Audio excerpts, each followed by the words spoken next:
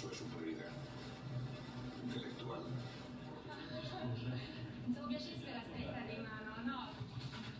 Ese es su programa. Garantizaremos con el Código Penal que todo lo que no sea un sí es un no.